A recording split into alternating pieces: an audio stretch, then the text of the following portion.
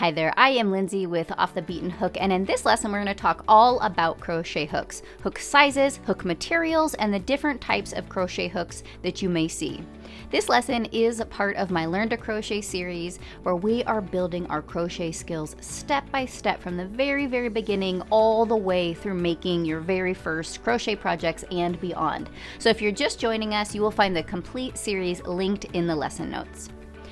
When you first start looking at crochet hooks, it can feel a little confusing at first because there are so many different shapes, different brands, different materials, and multiple sizing systems. But I am going to break this down for you simply and focus on what will actually be helpful for you as you're just starting out. And everything else will fall into place after that.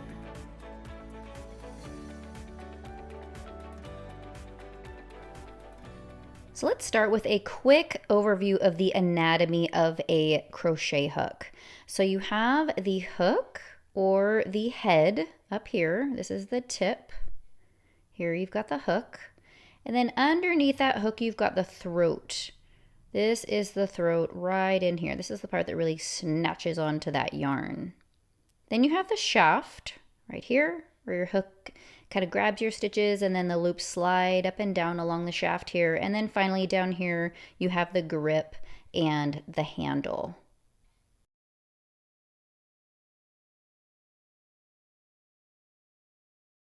So crochet hooks come in all different sizes. They are sized in millimeters, and oftentimes you'll also see a letter indicating the size of the hook as well. This is depending on the country or the brand, but millimeters is definitely the most universal system and easiest to follow as a beginner. Because as the number goes up, the larger the hook size and the larger your stitches will be. So smaller hooks like this are going to create tight little stitches.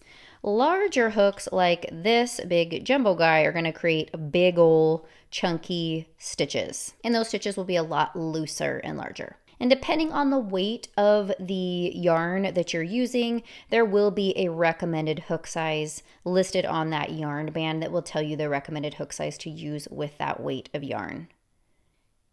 And one thing to remember as you begin is you don't need a huge assortment of hooks or even a full complete sized set. Pick a hook sized 5, 5.5, or 6 millimeter with your worsted weight yarn, and that's all you need to begin.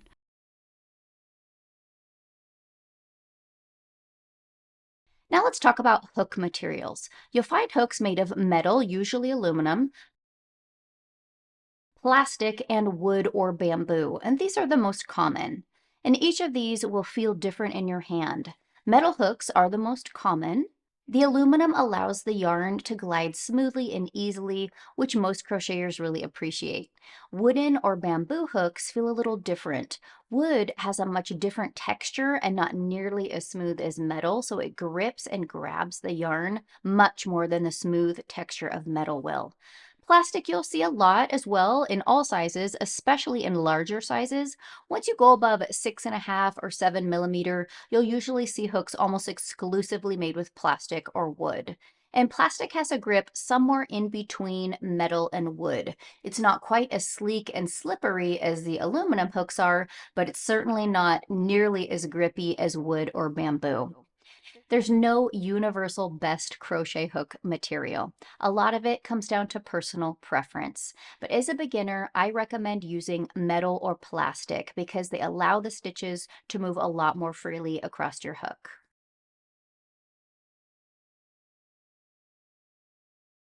Some crochet hooks have these larger ergonomic grips or these handles that are just designed to make crocheting more comfortable, especially during longer crochet sessions. It just shows you exactly where to rest your fingers to keep them most comfortable for longer periods of time.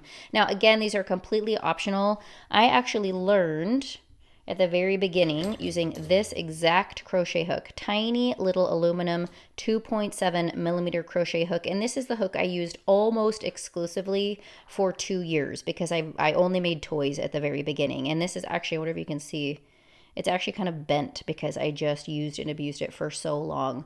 So whatever feels most comfortable for you, whatever works for you will be completely fine.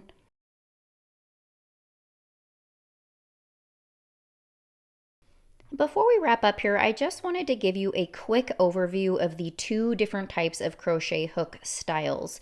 And some might consider this a little more of an advanced topic, but I really wish I would have known about this distinction earlier because it sort of became a major pain point for me as I was learning. But as you might hear, crocheters talk about inline hooks versus tapered hooks. And the difference is in the shape of the head and the shaft. So these are both 6mm crochet hooks. This one here on the left is an inline crochet hook. And inline hooks have a deeper throat. See how much deeper that throat is compared to the tapered hook. And the shape of the shaft stays more consistent from the width all the way from the hook and that throat all the way down the shaft. You'll see that there isn't any change in the width. So this is 6mm all the way from the throat all the way down to the shaft. Whereas tapered hooks, you'll see a lot more shape going on. The throat is a little bit more shallow, and there's a lot more narrowing and rounding around this throat area. You'll see that it's a little bit more thin here where the throat is, and then it starts to widen as it goes down the shaft. This one is called a tapered crochet hook. And again, this is something that I wish I would have known from the very beginning because personally, the inline head type hooks are a total nightmare for me. And this is a complete personal preference. Over time, as you gain more experience, you will choose probably one over the other. But I would say if you're anything like me and you want me to just tell you which one to pick first, I'm obviously going to say go for a tapered head because for me, the inline hook it snags my yarn and it's just much harder for me to pull those loops through my stitches for whatever reason. And again, personal preference, I'm sure some people love this one, but if you are having any problems like that or you're just really struggling to find a perfect natural flow with your crochet hook, maybe try switching it up. Either way, maybe you're struggling with the tapered one and you want to try the inline one. But I just wanted to show you that and explain that to you because this was a personal game changer for me.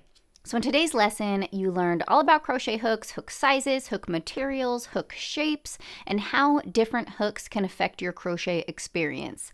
And if you already have a crochet hook or several, take a minute before the next lesson and see if you can look closely and identify whether it's an inline hook or a tapered hook, what it's made of, and if it feels comfortable in your hand, because in our next lesson, we are going to actually finally get going on holding our yarn and holding our hook and learning how to use them together to make our first stitches. This is when it's really going to start getting fun, so I'll see you there.